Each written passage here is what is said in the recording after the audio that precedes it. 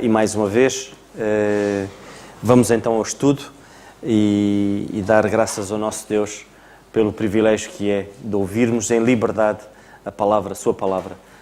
Um abraço ao nosso irmão Alberto, as melhoras da Camila, e peço perdão porque eu disse que a Camila tinha partido o pé, mas não foi o pé, graças a Deus não foi o pé, foi só o dedo mendinho, mas pronto, mas é as melhoras da nossa irmã, e um abraço a todos que nos ouvem. Vamos então passar à leitura da Palavra de Deus, e temos estado a estudar a carta aos Colossenses, capítulo 2, vamos ficar de pé, irmãos, e vamos ler então o capítulo 2 da carta aos Colossenses.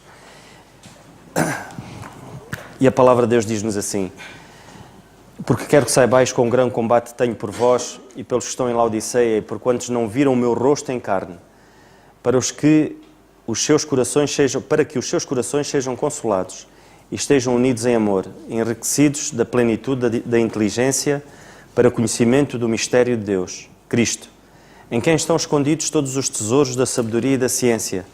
E digo isto para que ninguém vos engane com palavras persuasivas, porque ainda que esteja ausente quanto ao corpo, contudo em espírito estou convosco, regozijando-me e vendo a vossa ordem e firmeza da vossa fé em Cristo.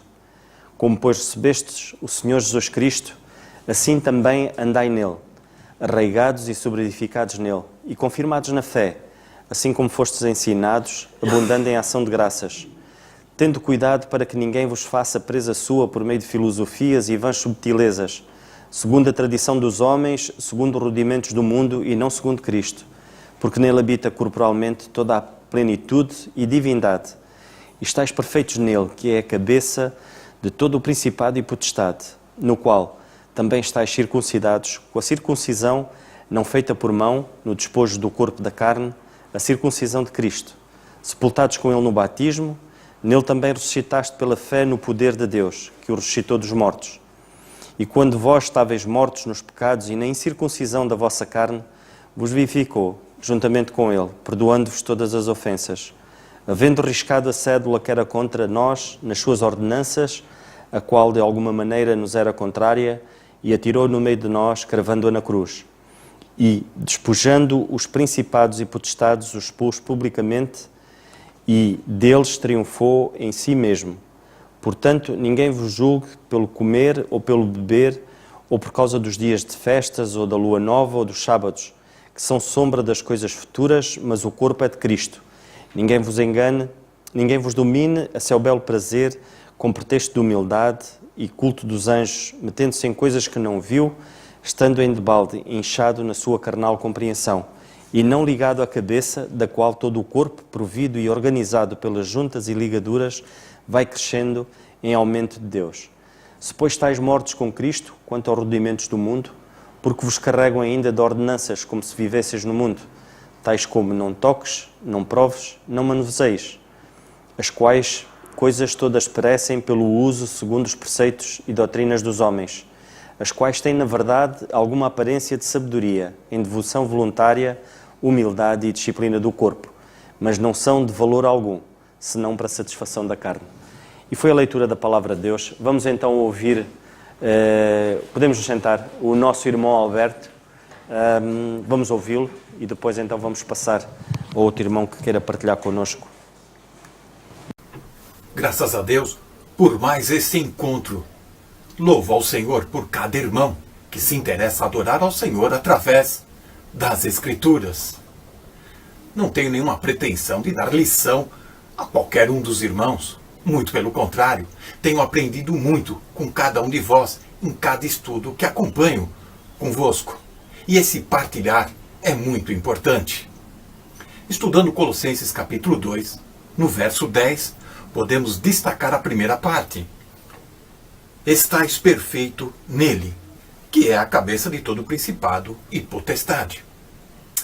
Certa vez perguntaram a um pregador se a maneira como se comporta um fiel da sua igreja, de modo a chamar a atenção e ser repreendido, mudaria o seu status diante de Deus. De fato, sim, respondeu o pregador. A sua condição é merecedora de repreensão. Porém, a sua posição diante de Deus, é inalterado. Continua sempre a mesma. Digo isso porque o verso 10 de Colossenses 2 quer dizer exatamente isso. Quando lemos estais perfeitos nele, chama atenção. Como assim? Eu agora sou perfeito? Sabendo das minhas falhas, sabendo das minhas limitações, o texto bíblico vem dizer isto? Será aqui uma contradição? Aqui, exatamente, encontramos a doutrina da nossa condição terrena e da nossa posição celestial.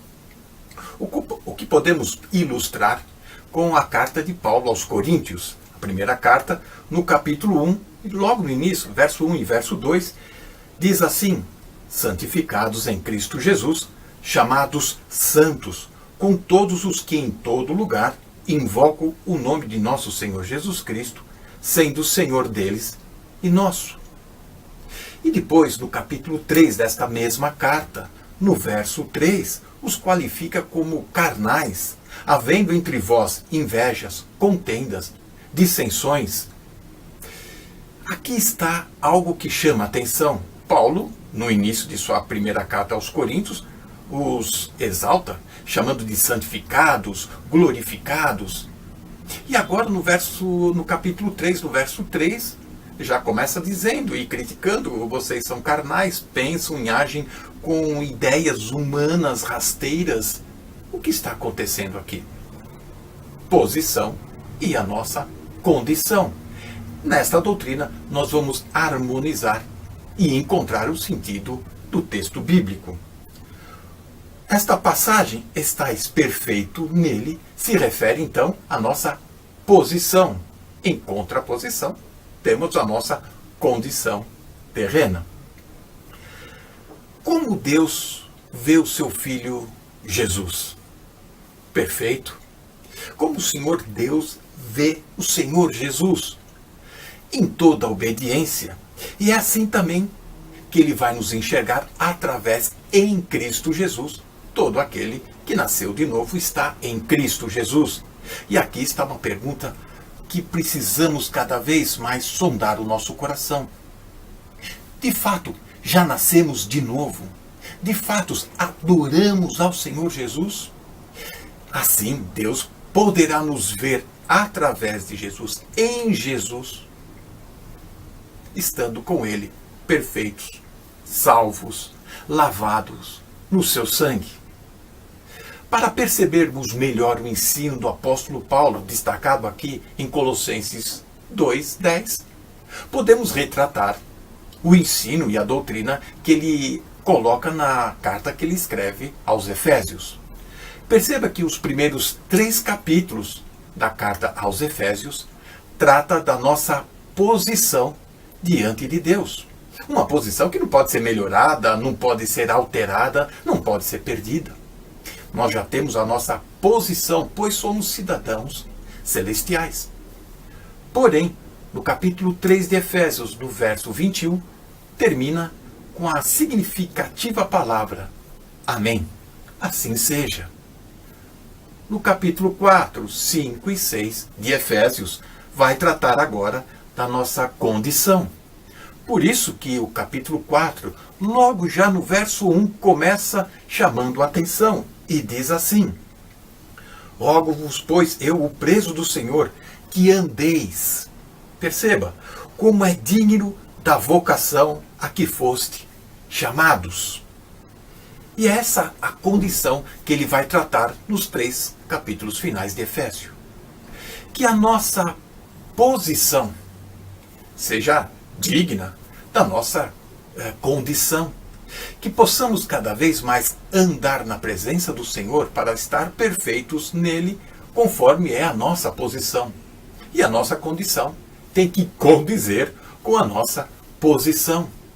E sendo assim, estarmos parecidos com o Senhor Jesus. Que Deus nos ajude e nos abençoe. Amém.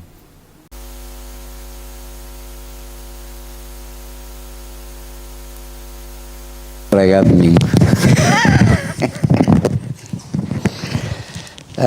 Eu só queria partilhar convosco um pensamento Em relação a estes dois versículos, o 9 e o 10, da nossa passagem, para mim, são, digamos, os dois versículos, para mim, chave desta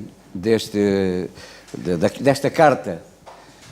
Porque, se por um lado, fala da divindade do Senhor Jesus Cristo, e se pomos em causa a divindade do Senhor Jesus Cristo, logicamente está posta em causa a nossa posição em Cristo. Está posta em causa a nossa salvação. Portanto, pôr em causa a divindade do Senhor Jesus Cristo é pôr em causa tudo. E, de facto, uma das coisas que o diabo pretende é roubar-nos o gozo e a alegria que temos, ou seja, a certeza que temos que estamos em Cristo Jesus. E que estarmos em Cristo Jesus, de facto, como diz o apóstolo na carta aos Romanos, no capítulo 8, nenhuma condenação há para aqueles que estão em Cristo Jesus. E é isto que, portanto, é posto em causa, e é isto que Satanás quer roubar-nos, o gozo, a alegria da salvação. Porque o objetivo é perturbar. O objetivo é colocar, é a perturbação, é criar a dúvida.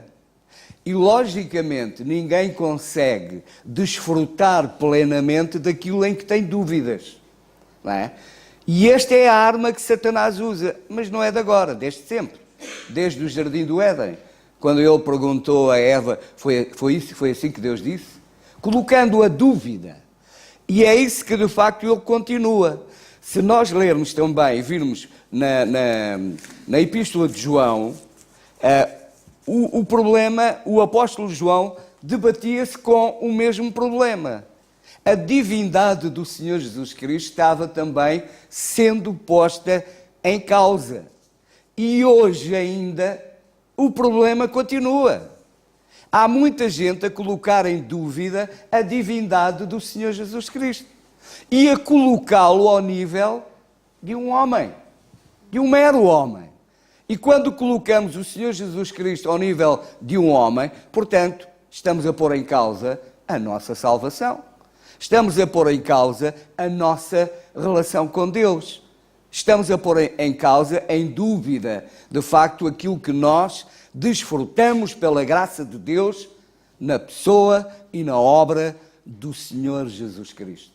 E, portanto, essa é uma arma diabólica e que é muito importante. Era o perigo que os crentes lá na igreja em Colossos corriam e é o perigo que nós corremos também. Se não tivermos convicções, se não estivermos seguros, se não estivermos firmes na palavra de Deus, se dermos ouvidos a estas palavras, de facto, o risco que corremos, de facto, é de não desfrutarmos, de não gozarmos plenamente esta relação que nós, pela graça de Deus, temos. Esta liberdade que temos de podermos entrar à presença de Deus. Esta certeza que nós temos de que, de facto, se hoje eu partir, eu sei que vou estar com o meu Senhor para sempre. E isso não é por mim, não é por aquilo que eu fiz, mas é por aquilo que o Senhor Jesus Cristo fez, de facto, a meu favor. E não há nada neste mundo que me dê tanto gozo, tanta alegria, do que é ter esta certeza. E por isso, o apóstolo João, ele, na sua primeira epístola, ele, no capítulo 1, ele termina no versículo 4, ele diz: estas coisas vos escrevo para que o vosso gozo se cumpra, para que haja gozo. E de facto, irmãos, que o Senhor nos ajude a desfrutar plenamente deste gozo, desta alegria, desta relação que nós temos com Deus. E de facto, irmãos, não deixemos que nada nem ninguém perturbe esta relação e esta gozo que nós temos no Senhor Jesus Cristo. E depois o apóstolo, ele, em determinada altura, ele diz, falando do Senhor Jesus Cristo, ele fala da unidade. Porque três são os que ficam no céu: o Pai, a Palavra, o Espírito. Estes três são a unidade.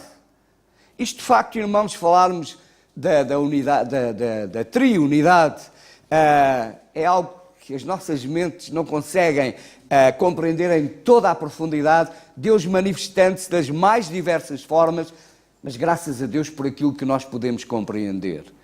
Que tudo o que Deus faz, Ele age a nosso favor, em nosso benefício, para a nossa bênção.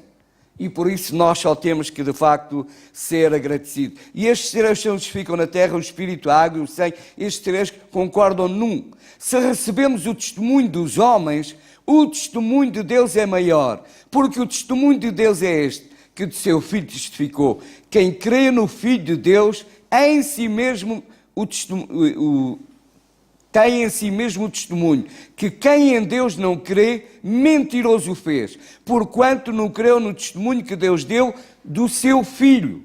E o testemunho é este, que Deus nos deu a vida eterna, e esta vida está em seu Filho.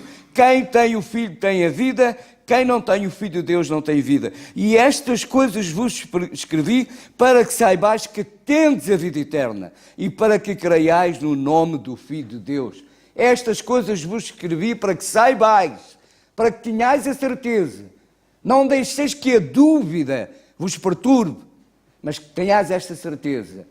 Tendes a vida eterna.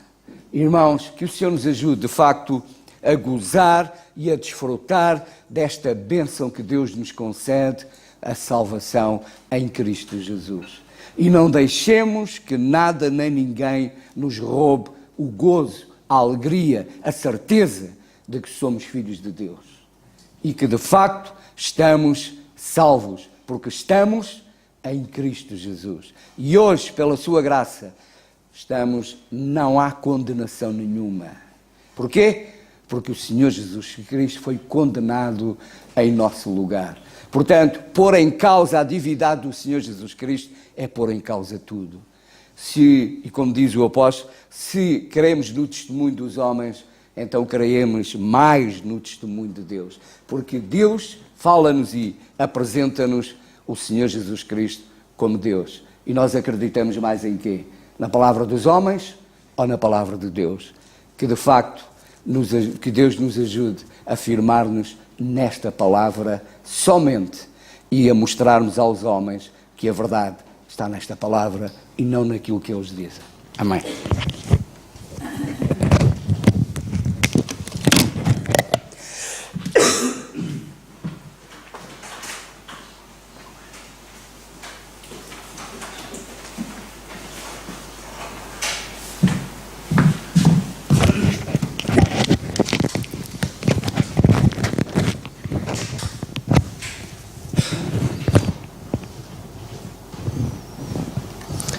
Antes de mais, boa noite a todos e um abraço especial à malta lá em Angola, ao Eloy, à Graciela e ao Cristóvão e à malta toda e à família, que as saudades já são muitas. Colossenses então, capítulo 2 e versículo 8 e 9, versículos 9 e 10, porque nele habita... sim, não, eles têm estado a perguntar. Têm estado a perguntar, mas... ainda não há certezas, mas pronto, o Senhor está a cuidar. Versículo 9, porque nele habita corporalmente toda a plenitude da divindade, e estáis perfeitos nele, que é a cabeça, todo o principado e potestade. Se no versículo 9, a plenitude, a palavra plenitude, que já vimos que a palavra no grego é pleroma, que é cheio, perfeito, completo, pleno. No versículo 10, quando Paulo diz estáis perfeitos nele, a palavra ali é a palavra plero. E essa palavra quer dizer tornados completos, tornados cheios, tornados plenos, tornados suficientes ou sustentados. Isto mostra-nos que a nossa posição, como o irmão Alberto já disse, a nossa posição mudou. A partir do momento que cada um de nós creu no Senhor Jesus Cristo como nosso Salvador e Senhor, nós fomos tornados perfeitos. A nossa posição mudou. E como o irmão Alberto também referiu e muito bem, apesar da nossa posição ter mudado, a nossa condição aqui continua a ser uma condição de corruptibilidade. Corruptibilidade, ok. Corruptibilidade, continuamos a ser pecadores, mas com uma posição já diferente. Mas Deus deu-nos a promessa e vamos ler na primeira carta de Paulo aos Coríntios, no capítulo 15, vemos como até a nossa condição vai mudar. Enquanto a nossa condição atual é corruptível em tudo, o nosso corpo, nós continuamos a pecar, apesar da nossa posição ter mudado, apesar de, como Paulo diz em Romanos, e já ouvimos no capítulo 8 e versículo 1, que nenhuma condenação há para os que estão em Cristo, vamos ver na primeira carta de Paulo aos Coríntios, no capítulo 15, que até a nossa condição atual, que é de corruptibilidade, vai mudar. Esta condição, nós, como ele diz lá, vamos ser transformados. Então, primeiro aos Coríntios, capítulo 15 e versículo 50 e... versículo 50. Ok. Um bocadinho antes.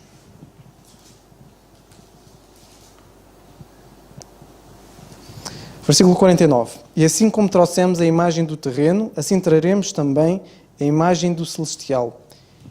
Versículo 50. E agora digo isto, irmãos, que a carne e o sangue, notem, a carne e o sangue não podem herdar o reino de Deus, nem a corrupção herdar a incorrupção. E ele agora vai dizer um mistério. Eis aqui vos digo um mistério. Na verdade, nem todos dormiremos, mas notem, todos nós vamos ser transformados. A nossa condição vai ser transformada. Ele diz, no momento, não abrir e fechar de olhos, ante a última trombeta, porque a trombeta soará e os mortos ressuscitarão incorruptíveis, e nós seremos transformados. Porque convém que isto, notem, que isto que é corruptível, se revista de incorruptibilidade, e que isto que é mortal se revista de imortalidade. E quando isto que é corruptível se revestir de incorruptibilidade, e isto que é mortal se revestir de imortalidade, então cumprir-se-á a palavra que está escrita, tragada foi a morte na vitória. A nossa condição e a nossa condição natural é uma condição corruptível e vemos que a nossa condição é de morte. Mas quando o Senhor vier buscar-nos, vemos que a nossa condição vai ser mudada. Todos nós vamos ser transformados. Até os nossos corpos que vão morrer vão ser revitalizados, vão tornar a ter vida. E nunca mais, como vemos na sua palavra, nunca mais vamos morrer. E a corrupção e o nosso corpo, e nós nunca mais vamos conhecer a corrupção. E vemos que isto é uma condição que nós temos agora e a nossa condição também vai ser mudada, também vai ser tornada perfeito. Apesar da nossa posição atual ser constante e ser lá em cima. E como Paulo diz no versículo 10, estáis perfeitos neles, vocês foram tornados plenos, foram sustentados. Vocês agora estão perfeitos, não precisam de mais nada, nem têm nada a mais. Então, foram satisfeitos, estão suficientes. Vemos também na carta de Paulo aos Efésios, e podemos ver lá no instante, no capítulo 1, que além da nossa posição ter mudado, como já vimos, nós também vamos receber bênçãos que também não merecemos.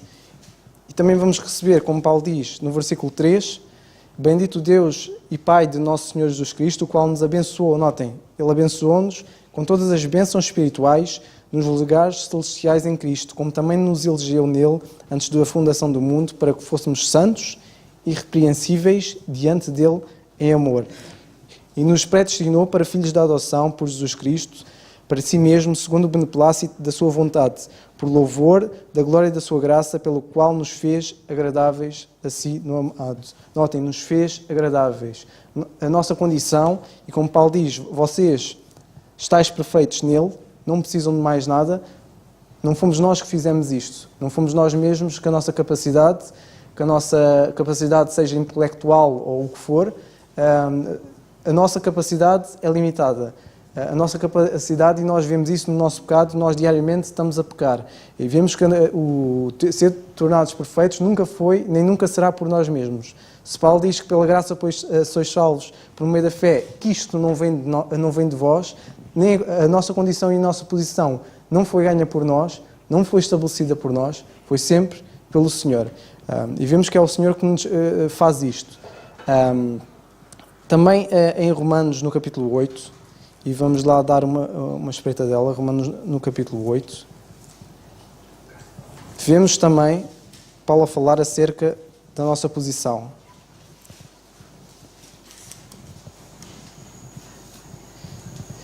Vemos Paulo ao longo de todas as suas cartas, é interessante ver isto, a harmonia que há nas Escrituras, nas várias cartas a falar da nossa posição, a nossa posição antiga. Nós estávamos mortos nos nossos pecados, mas depois fomos salvos e fomos elevados. Em Romanos, Efésios, Carta aos Coríntios, praticamente todas as cartas mostram-nos a nossa posição antes, a nossa depois ao sermos salvos, e depois a nossa posição depois de sermos salvos, que nós fomos elevados. E que essa posição lá fica lá constante. É uma constante. Apesar da nossa condição ser variável, apesar da nossa condição ser de aperfeiçoamento, como a palavra de Deus diz, ainda mesmo na carta aos Efésios, que nós fomos criados para as boas obras, para nós andarmos nas boas obras, vemos que a nossa condição é uma condição que tem de ser em constante crescimento. E em crescimento, neste aspecto, nós continuarmos, sermos criados nas boas obras e andarmos nelas. Mas é interessante ver que na carta de Paulo aos Romanos, no capítulo 8, a falar da nossa posição, no versículo 15 e 17, ele diz que nós não recebemos o espírito de escravidão, para outra vez estarmos em temores, mas recebemos o espírito de adoção de filhos, pelo qual nós clamamos Abba Pai. O próprio Filho testifica com o nosso espírito que nós somos filhos de Deus. Notem, testifica com o nosso espírito, nós não estamos sozinhos nisto. Assim como nós não fomos elevados, a nossa posição lá não é sustentada por nós. E se nós somos filhos, somos logo herdeiros também. Verdadeiramente herdeiros de Deus e co-herdeiros de Cristo. Se é certo que com Ele padecemos, para que também com Ele sejamos glorificados. Porque para mim tenho certo que as aflições deste tempo não são para comparar com a glória que em nós há de ser revelada. Mais uma vez, a nossa condição não foi estabelecida por nós. O Senhor é que nos elevou e é Ele é que sustenta, e a nossa posição é constante, porque Ele quer que seja constante. E no versículo 29, porque os que dantes conheceu também predestinou, para nós que? Para serem conformes à imagem do seu Filho, a fim de que ele seja o primogênito dentre muitos irmãos. Já vimos também no versículo 10, na carta aos Colossenses, no capítulo 1 e no versículo 13, que nós fomos, que Ele, o qual tirou-nos da potestade das trevas, e note, transportou-nos para o reino do Filho do seu amor. Temos visto Paulo a sustentar que a nossa posição, a nossa elevação, não é por nós mesmos, não é sustentada por nós, mas é sempre pelo Senhor. Que a nossa posição é constante, a nossa condição, apesar de ser variável, vai chegar à altura em que vamos ser transformados e essa condição atual vai ser mudada, e vemos que tudo aquilo que nós vamos receber não se deve a nada, não se deve a nós. Nós não precisamos fazer nada. No entanto, é interessante vermos na segunda carta aos Coríntios, e para terminar, no capítulo 13 e no versículo 11,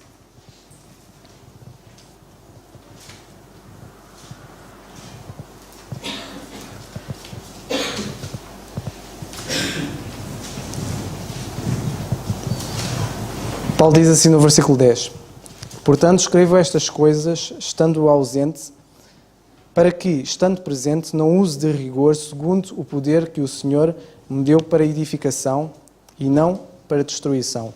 Quanto ao mais, irmãos, regozijai-vos. Notem o que ele diz agora: sede perfeitos, sede consolados, sede de um mesmo parecer, vivei em paz, e o Deus de amor e de paz será convosco. A nossa condição, a nossa posição, e vemos que, como o irmão Alberto disse, a nossa condição é diferente da nossa posição. No entanto, nós vemos na palavra de Deus que nós devemos comportar-nos como se já estivéssemos na nossa posição. É por isso que ele diz que nós fomos criados para as boas obras, para nós andarmos nelas. É por isso que ele fala de nós amarmos uns aos outros, de pensarmos nos outros, de servirmos o Senhor com os dons que temos e usarmos os nossos dons, de nós sermos imitadores, ser imitadores de Deus como filhos amados. Vemos que nós, apesar da nossa condição ser diferente da nossa posição, da nossa condição ser de corrupção, Paulo mostra-nos e vemos o Senhor aqui a mostrar-nos que nós devemos comportar-nos como se já fôssemos perfeitos. E aqui o comportar como se já fosse perfeitos é, como Paulo diz, deixando as coisas para trás e olhando-se para o alvo. É procurarmos sempre sermos cada vez melhores, comportarmos como aquilo que já recebemos. Que isto de alguma forma console os nossos corações e percebamos que tudo o que nós temos e tudo o que somos não se deve a nós, deve-se sempre ao Senhor. Até os dons que nós temos, as nossas capacidades, o nosso crescimento, apesar do nosso corpo envelhecer dia para dia, vemos que a nossa mente deve-se renovar dia após dia. E nós vemos isso, que chega uma altura, principalmente os mais velhos, notem e sentem a capacidade, sentem a necessidade de quererem fazer, mas não conseguem, porque a alma que é eterna e que se renova de dia para dia tem uma pedalada diferente do corpo que vai fazer um movimento em contrário. Mas vemos na palavra de Deus que até isso, essa condição vai ser mudada. E quando chegar à altura, quando o Senhor vier buscar-nos, nós vamos conseguir fazer aquilo que fazíamos quando os irmãos eram jovens. Eu, pelo menos, ainda sou jovem, não me posso queixar muito. Mas, pelo menos, tenho noção que há de chegar a uma altura que querer fazer coisas e não consigo. Porque o nosso corpo está sempre a degenerar, enquanto a nossa mente está a renovar dia após dia. Mas é importante nós percebermos que tudo isto que nós temos nunca se deveu a nós, deve-se sempre ao Senhor. E se nós já recebemos isto, devemos comportar-nos como tais. Assim como um rei ou como um filho do rei é feito o rei, ele tem de se comportar como rei. Não tem de ser apenas, tem de ser e tem de se comportar como. E o mesmo se deve a nós. Se nós somos filhos de Deus, devemos comportar-nos como filhos de Deus. Se nós estamos nesta posição, temos de comportar-nos estando naquela posição. E que isso sirva de motivação para nós e de nós crescermos uns aos outros e edificarmos uns aos outros. Que o Senhor nos abençoe. Mais algum irmão?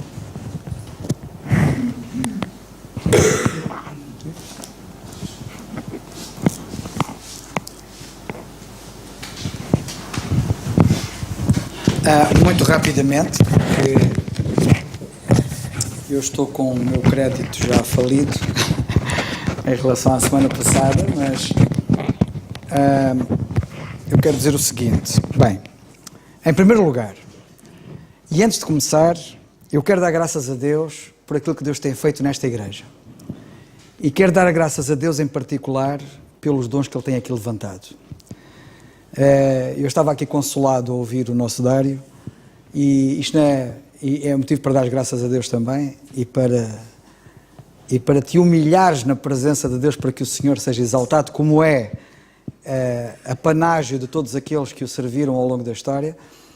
Mas de facto, aquilo que eu tenho visto acontecer na tua vida, e lembro-me de tu chegares aqui ainda tão cru, não é? E em bruto, e aquilo que Deus tem estado a fazer na tua vida, quer dizer, e há casos aqui, eu já fiz referência ao facto de que há casos que nós não temos dúvidas nenhumas do que é que está a acontecer, quer dizer, o David foi um produto de Deus, quer dizer, nenhum homem produziu o David. O David e os dons que Deus lhe deu e aquilo que ele tem revelado, revela de facto a mão de Deus nele. E está a acontecer exatamente a mesma coisa. E dou graças a Deus por isso, pela maturidade, pelo crescimento, pela forma ou à vontade com que estás a expor as Escrituras e tão bem expostas, como agora acabou de acontecer. E eu dou graças a Deus por isso. Eu dou graças a Deus. Eu não posso deixar de louvar o meu Deus ao ver uma coisa destas, quer dizer, não posso chegar aqui e dizer assim, fazer de conta que não aconteceu nada, porque o que está a acontecer é mesmo importante. Bem, este assunto é um assunto tremendo que nós temos aqui. E já ouvimos bastantes aspectos aqui, isto é um manancial que nunca mais acaba, mas eu não posso entrar nele, mas eu quero só dizer-vos o seguinte. Nós temos aqui dois aspectos que eu queria aqui sublinhar. Um aspecto é o aspecto de estarmos perfeitos nele, e já vou falar sobre isso. E o outro aspecto é o aspecto da posição que nós temos em Cristo e da nossa condição, como o nosso irmão Alberto explicou muito bem, e o Dário secundou e muito bem, e que de facto é muito importante. A nossa condição, a nossa posição, que é invariável, constante, não altera, nem fica melhor nem fica pior, está no máximo, está no topo, E a nossa condição, que é uma condição adâmica, fraca, como nós ouvimos e bem, e toda a Bíblia está sempre a dizer-nos para andarmos dignos da vocação com que fomos chamados. A vocação é alta, é a nossa posição, e temos que andar dignos dessa posição. Por isso nós damos na Bíblia que somos santos, santificados, tornados santos, e a Bíblia diz, sede santos. Quando a Bíblia diz sede santo, está a apelar para a parte da condição. A minha posição já é de santo, mas a minha condição não é, e eu tenho que fazer jus à minha posição, e tenho que me santificar. Este assunto da posição e da condição é um assunto que é transversal nas Escrituras e nós vemos isto acontecer em muitas situações. E eu queria dar apenas um pequeno exemplo. No Velho Testamento nós temos um dos quadros mais maravilhosos do que acontece na alma humana. Como sabem, toda a Bíblia é proveitosa para ensinar, e quando nós temos a consagração dos sacerdotes ao sacerdócio, no tempo de Moisés e no tempo de Arão, não é? Quando Arão é consagrado ao sacerdócio e os seus filhos, nós lemos ali, agora não vamos lá para não perdermos tempo, que, por exemplo, Moisés lavou-os com água. E este lavar de Moisés com água, Arão e os sacerdotes, é figurativo da lavagem, da regeneração do Espírito Santo. Nós fomos, quando nos convertemos, fomos lavados pela lavagem da regeneração. A lavagem da regeneração é a lavagem do novo nascimento. E fomos regenerados, fomos lavados pelo Espírito Santo. Notem o seguinte, houve um elemento estranho que os lavou. Há um elemento estranho que nos lava. Esta lavagem foi produzida por um elemento estranho, quer no caso de Moisés, que é uma figura típica, quer no caso do Espírito Santo em relação a nós. Mas agora o que é curioso é depois vocês verem na experiência que apesar de Moisés ter lavado Arão e os seus filhos, hão de reparar que Moisés fez isto uma única vez e esta lavagem nunca mais se repetiu. Também da mesma forma, a lavagem da regeneração do Espírito Santo, produzida na nossa alma, é feita uma vez, única, e nunca mais se repete. E não se repete porquê? Por várias razões. Uma das razões é porque aquilo que nos é dado é o topo, é o máximo, como o Dário explicou e muito bem. Nem podemos ter mais, nem podemos ter menos. É invariável. Atingimos o topo. Ele dá-nos o melhor, é a perfeição. E melhor que a perfeição não existe, porque senão já não seria perfeição. E menor que a perfeição também não pode existir, porque senão já não seria perfeição. E, portanto, esta lavagem era feita uma única vez e nunca mais se repetia. Moisés só lavou Arão e os sacerdotes uma vez. Nunca mais eles foram lavados por Moisés na vida deles, na experiência deles. E aquilo é uma figura típica da lavagem da regeneração do Espírito Santo que nos lava uma única vez. Na carta a Tito, no capítulo 3, como vocês sabem, é lá que nós lemos que não pelas obras de justiça que houvéssemos feito, mas fomos salvos pela lavagem da renovação do Espírito Santo. Da regeneração e renovação do Espírito Santo. Mas depois, na experiência prática, não é? Esta foi a posição deles, quando eles foram consagrados ao sacerdócio. Mas depois, na prática, vocês vão de reparar que eles tinham que se lavar todos os dias. Eles não podiam entrar na prática no tabernáculo depois, sem se lavarem. Aí já não era o Moisés que os ia lavar. Eles tinham que se lavar a si próprios. E é uma figura clara do que acontece connosco. O Espírito Santo lavou-nos com a lavagem da regeneração e renovação do Espírito Santo uma vez. Nunca mais se repete esta experiência. Aqui não há várias salvações. Eu não me converto várias vezes. Há pessoas às vezes que parece que transmitem a ideia que o indivíduo pode se converter várias vezes. Não há várias conversões. Ou o indivíduo está convertido ou está perdido. Não há meia conversão, ou há conversões inteiras ou não há conversão. E, portanto, o indivíduo é convertido uma vez, a lavagem da regeneração do Espírito Santo dá-se uma vez, isto nunca mais se repete, mas agora na prática, eu tenho que me lavar. E sabem que a lavagem da água pela palavra é tremenda. E uma das coisas que nos lava, e nós temos que nos lavar com as Escrituras. Sabem que as Escrituras é que nos lavam. Nós temos que lê-las, temos que meditar nelas, temos que ocupar a mente com elas. E é as Escrituras na nossa mente e no nosso pensamento que nos vai limpando. Tanta coisa que limpa, que a gente pensava errado e que a gente passa a pensar direito, e lá está ela a limpar, e que nós estávamos a ir numa direção e ela diz, olha, a direção não é essa, a direção é esta. e ela está a limpar permanentemente. Vou-vos dar apenas um exemplo prático na Carta aos Coríntios. Na Carta aos Coríntios, como nós já ouvimos, pelo irmão Alberto e o Dário, eles são chamados santos. Quando o apóstolo escreve a Carta aos Coríntios, ele diz, aos santificados em Cristo, chamados santos. Eles eram santos. Santificados em Cristo, chamados santos. No entanto, sabem o que é que nós lemos? Deixem-me cá ver se eu não me engano. É na primeira Carta aos Coríntios, capítulo 6, penso que é. Se não for, é na segunda, mas acho que é na primeira. Mas às vezes faço aqui confusão dos capítulos.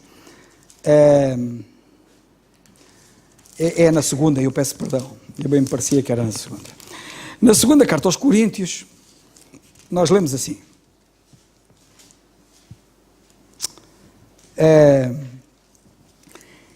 Reparem numa coisa. Já repararam o que é que vocês têm no capítulo 7 e no versículo 1? Ora, amados, está a escrever aos Coríntios.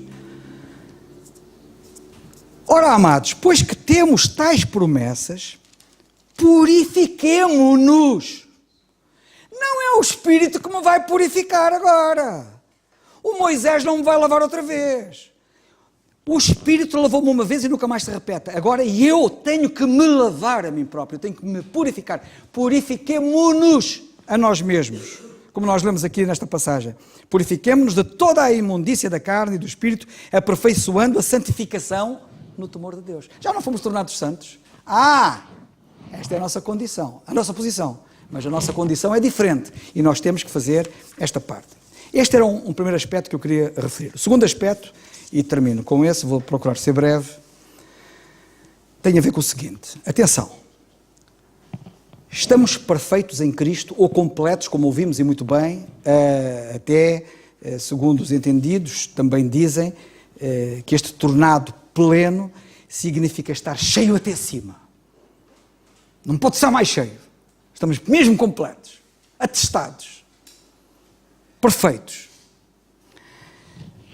Eu quero chamar a vossa atenção para isto, porque isto é um assunto muito importante. Sabem, nós, à medida que nos apercebemos do que de facto Cristo fez, e do que Ele se tornou para nós, e Ele tornou-se para nós muito mais do que aquilo que vocês imaginam. Ele é muito mais do que o meu Salvador. Ele é muito mais do que o meu Senhor. Ele é impressionante o que Ele é para mim. A Bíblia até diz que Ele é tudo. Em todos. Tudo. Sabem o que é tudo?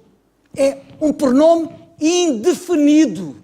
Nós nem conseguimos definir tal a dimensão daquilo que Ele é para nós. E eu quero tocar nisto porque isto é muito importante. Quando eu criei em Cristo como meu Salvador, eu tornei-me perfeito nele. Não preciso de mais nada. Não há nada que me possa acrescentar àquilo que eu tenho em Cristo. Em Cristo. Ponto. E por isso fico triste. E deixar-me dizer isto, que eu tenho que dizer isto. Quando vejo pessoas, como uma vez aconteceu comigo, e eu era novo na fé, e a minha irmã, que provavelmente vai estar a ouvir isto, que ela costuma ouvir o estudo bíblico depois gravado, se calhar ela já não se lembra, mas se calhar até se lembra, quando uma vez, com pessoas que nos são muito queridas, e crentes no Senhor Jesus Cristo também, mas mal esclarecidas, um dia eu estava com ela, ainda nem a minha irmã era crente nessa altura que eu me lembro, mas eu era. E quando falávamos com estas pessoas, que por amor cristão não vou identificar, e já foi há muitos anos, eu não vou dizer aonde, porque senão também era vou procurar manter a reserva. Falávamos com duas pessoas em concreto, e uma vai assim para a outra, quando eu falava da minha fé em Cristo, que elas também criam em Cristo. Sabes, dizia uma à outra, e ele é crente, mas não é como nós. Sabem o que é que ela queria dizer com isso? No entender delas, destas pessoas, havia uma experiência pela qual nem todo o crente passa, mas só alguns, no entender delas, que eu não tinha passado. A experiência é essa que as distinguia de uma maneira como eu não estava distinguido. E, portanto, no entender delas, destas pessoas, eu seria um crente assim de segunda classe ou de terceira classe. Queridos irmãos, nós, qualquer crente, por mais fraquinho que seja, que tenha crido no Senhor Jesus Cristo, está perfeito nele. É curioso que a nossa passagem, como vocês veem no capítulo 2, no versículo 10, diz estáis, plural. Ele diz assim, é para alguns aí que estão melhores que os outros. Numa igreja não há crentes da mesma craveira. Não há. Seguramente não há. Em nenhum lado. Nunca houve, nem nunca vai haver. Há de haver sempre crentes com melhor entendimento, outros com pior entendimento. Há de haver crentes mais fortes, há de haver crentes mais fracos. O apóstolo até teve a ocasião de dizer, numa determinada igreja, levai as cargas uns dos outros, porque às vezes temos cargas e tornamos-nos pesados, e é preciso alguém que pegue em nós e nos leve, porque nós não somos fáceis. Numa igreja, a diversidade de crentes é impressionante, mas foi sempre assim, não é de agora. Foi sempre assim. E, portanto, quando o apóstolo diz, estáis perfeitos nele, eu parece que estou a ver aquela igreja, uma igreja, como qualquer igreja, com uns melhores, outros piores, uns mais carnais, outros mais espirituais, etc. Uns com um entendimento muito mais esclarecido, outros ainda meninos, a ser preciso ensinar-lhes os primeiros rudimentos, as primeiras coisas, alimentá-los com leite, não poder ser com manjar. E o apóstolo virar-se para eles todos e diz, estáis todos vós perfeitos em Cristo. A nossa posição é inalterável e é a posição de todo o crente. A condição é outra história. A condição depois varia. A condição, eu posso estar melhor ou posso estar pior. Há uns que estão melhores que outros, na condição. Mas a posição é igual. E eu quero chamar a vossa atenção para isto. Sabem porquê? Porque concretamente, e eu vou-vos dizer qual era a experiência que estas pessoas diziam, que era ser batizado, aquilo que eu chamo de ser batizado com o Espírito Santo.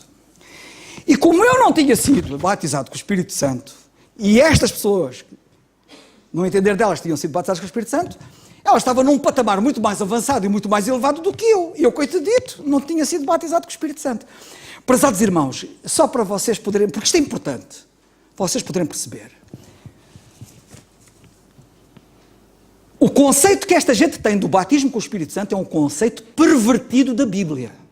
Adulterado completamente. E eu vou dizer porquê. O batismo com o Espírito Santo está em Atos dos Apóstolos, no capítulo 2, em Pentecostes. Os crentes que foram batizados com o Espírito Santo em Pentecostes, em Atos, no capítulo 2, não foram batizados com o Espírito Santo por andarem bem.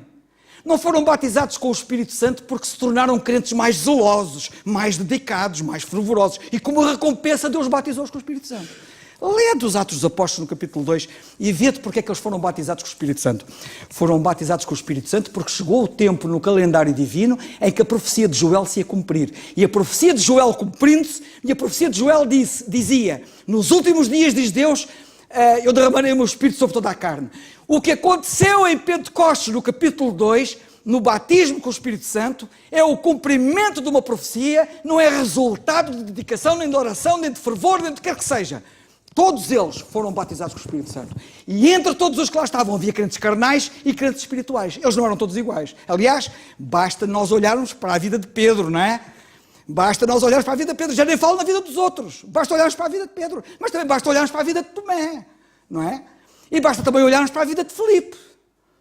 E vermos as fraquezas deles. E foram todos batizados com o Espírito Santo. Em cumprimento de uma profecia de Joel, que se iria cumprir e cumpriu-se, e não é resultado de uma dedicação a coisa do género. Há uma ideia pervertida desta matéria.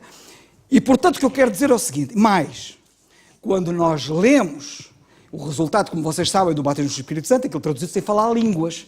Como eu não falava línguas, porque não tinha sido batizado com o Espírito Santo, e os que eram batizados com o Espírito Santo e Pentecostes falavam línguas, não é? Eu era um crente de segunda classe. Mas deixai-me dizer uma coisa.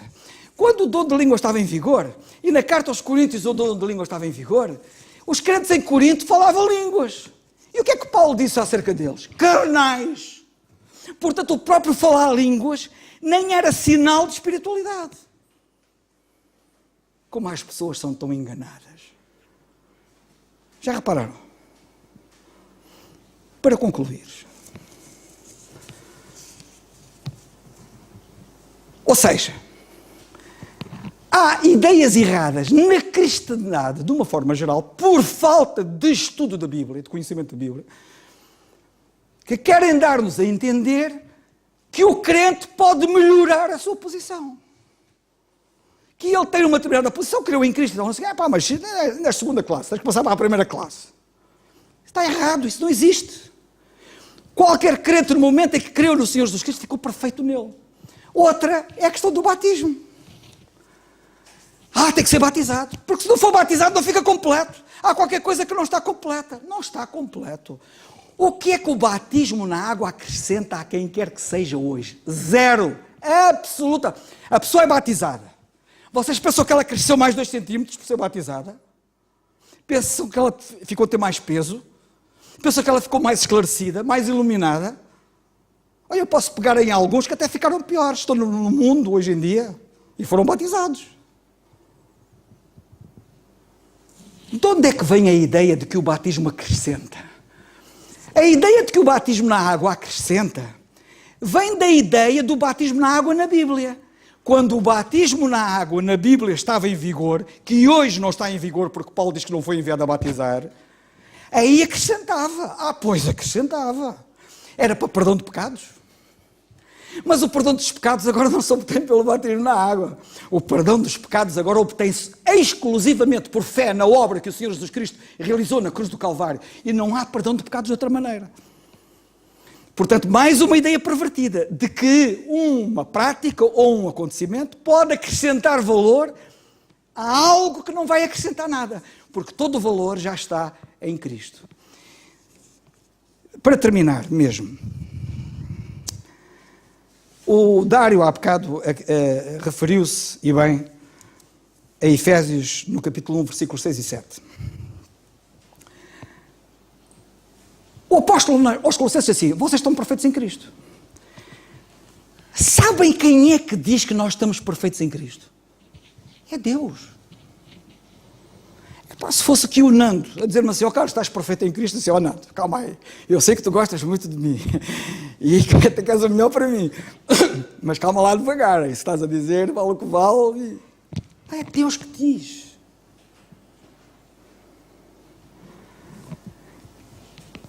E sabem como é que as coisas são ditas? Sabem que este versículo, aliás, até vos aconselho a vocês compararem versões, traduções.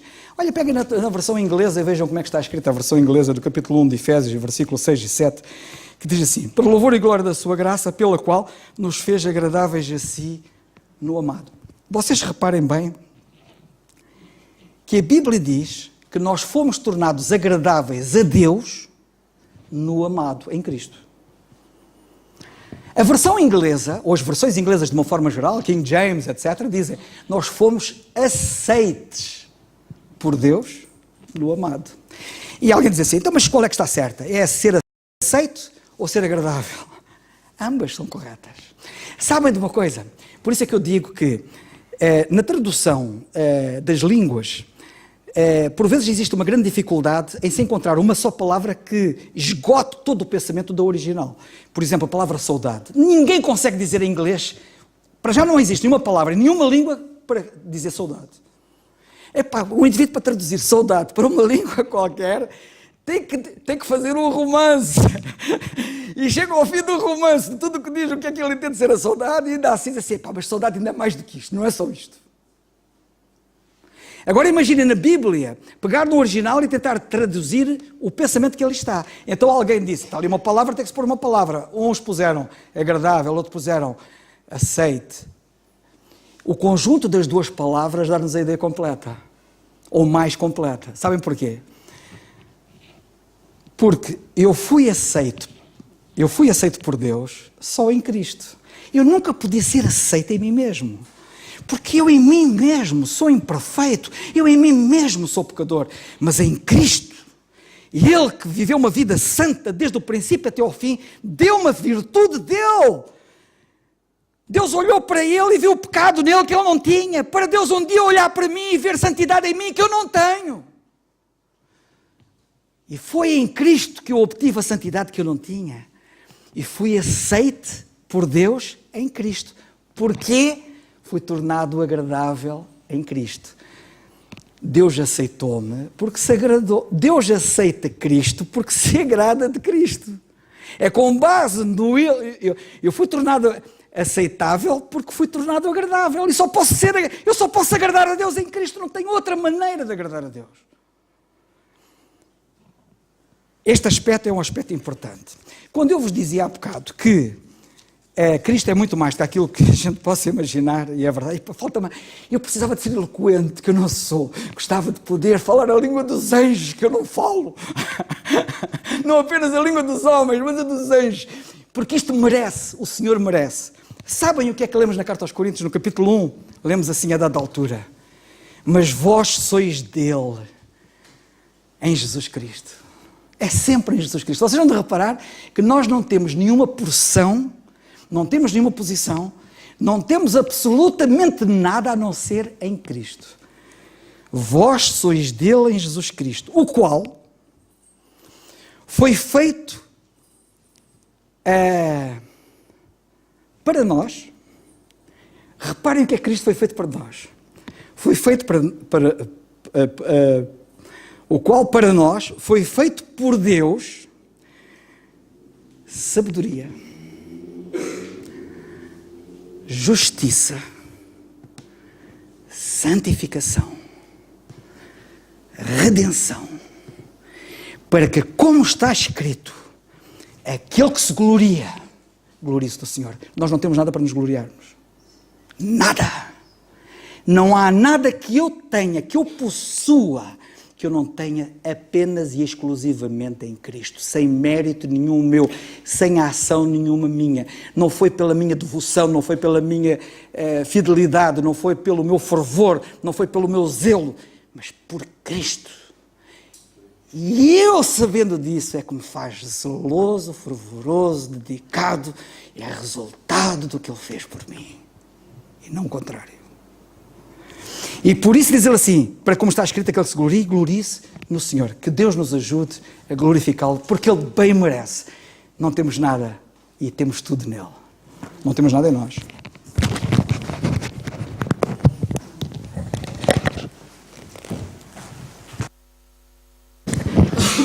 É mesmo, é motivo de nós darmos graças todos os dias por aquilo que o Senhor nos deu, mas acima de tudo porque nele somos perfeitos, nele. Vamos ficar de pé, irmãos, e vamos terminar com a oração. Senhor nosso bendito e amado Pai, nós graças te damos, Senhor, pela Tua Palavra, Senhor, por examinarmos a Tua Palavra, Senhor, e podermos descobrir o tesouro imenso que é, Senhor. Podemos beber cada frase, Senhor, cada palavra, Senhor, e perceber de facto que o nosso amado Senhor Jesus Cristo, Pai, é tudo, e não há mais nada que possa ser acrescentado àquela obra tremenda, Senhor, que foi a obra da cruz, Senhor. E é com base nisso, Senhor, que nós te louvamos e te agradecemos, Senhor, sempre tendo a certeza, Senhor, de que as Tuas promessas são eternas. E neste momento te agradecemos também, Senhor, porque certamente cuidarás dos Teus filhos, Senhor. Porque é uma promessa Tua, Tu nos dizes que não há nada que nos possa separar do Teu amor, não há altura, não há profundidade, não há nada, Senhor. E é com essa promessa, Senhor, que nós descansamos, que nós ficamos consolados, Senhor, e te agradecendo mais uma vez porque cada alma aqui, Senhor, as suas lutas, tribulações, Senhor, ansiedades, Senhor, e Tu cuidas, Senhor, e ajuda-nos a confiar inteiramente em Ti, Senhor. tudo te damos graças, Senhor, ainda te agradecendo aquilo que ouvimos e os teus filhos que expuseram a tua palavra, que continuas a ser com cada um, e ajuda-nos a perceber cada vez melhor, Pai, a mensagem, o recado que tu nos queres dar. No nome do teu Filho, nosso Senhor Jesus Cristo. Amém. O culto está terminado, irmãos.